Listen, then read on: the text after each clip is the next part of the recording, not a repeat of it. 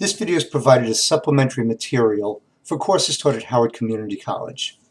And in this video, I'm going to talk about simplifying fractions. This topic is sometimes called reducing fractions. So I'm going to kind of work backwards in this. Here's what I'm going to do. Let's say I have the fraction 2 over 5, and I multiply that by the fraction 3 over 3. Now 3 over 3 is equal to 1. And anytime I multiply a number by 1, I haven't really changed the number. So let's do the multiplication. I'm going to multiply 3 times 2. I'm going to multiply the two numerators, and I'm just going to write 3 times 2 as a numerator. And then I multiply the two denominators, and that's 3 times 5. And then I can actually carry out the multiplication, and I'm going to get 6 over 15.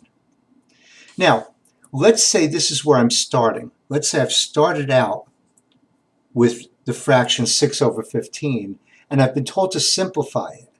Well, what I can do is just do this process that I started with, but do it in reverse order. So I'm going to take both 6 and 15, and I'm going to factor them. I'm going to factor them so that I have a common factor in both the numerator and the denominator. So 6 is going to become 3 times 2, and 15 is going to become 3 times 5. And now I can break that down into two fractions. 3 over 3 times 2 over 5. And since 3 over 3 is 1, and I'm just multiplying by 1, I don't really need it. So now I've taken 6 over 15 and simplified it to 2 over 5. So we can think of simplifying fractions as factoring the fraction, the numerator and the denominator, to find a common factor that they have, and then getting rid of that common factor since the common factor just equals 1. And what we're left with is the simplified fraction. Or if you prefer, you could look at it this way.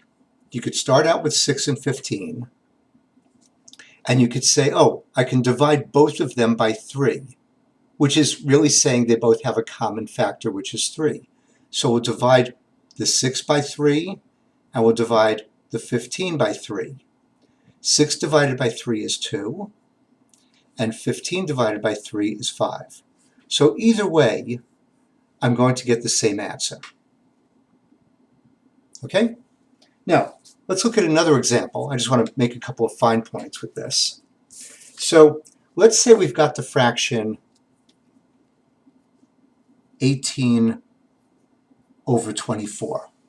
And I'm going to break that down into factors. So I could say, I realize they're both even, so I could break this down into 2 times 9 and 2 times 12. And then since I've got a 2 over a 2, I could just cross that out, and I get 9 over 12.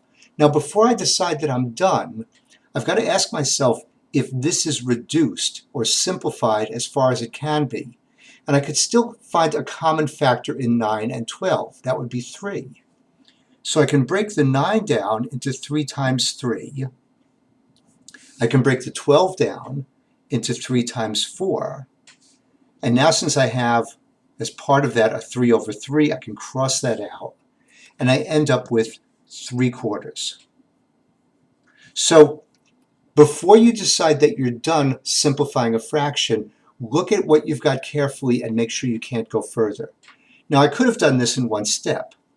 If I took that 18 over 24 and realized that 6 is a factor of both of these numbers, then I could have rewritten it as 6 times 3 and as my numerator, and 6 times 4 as the denominator. I would take that 6 over 6 and think of it as a separate fraction and cross that out, and I'll still get 3/4.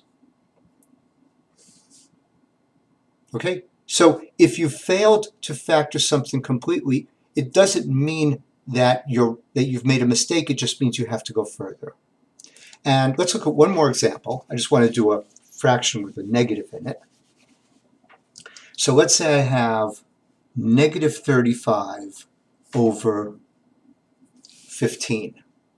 Well, both of these have a 5 as a common factor. So I'm going to turn negative 35 into 5 times negative 7, and 15 will be 5 times 3. And then I can get rid of both of these 5s because they would just amount to 5 over 5. And I end up with negative 7 over 3. So you're going to use the same process whether you're dealing with a positive fraction or a negative fraction. Okay, so that's it for this topic. Take care. I'll see you next time.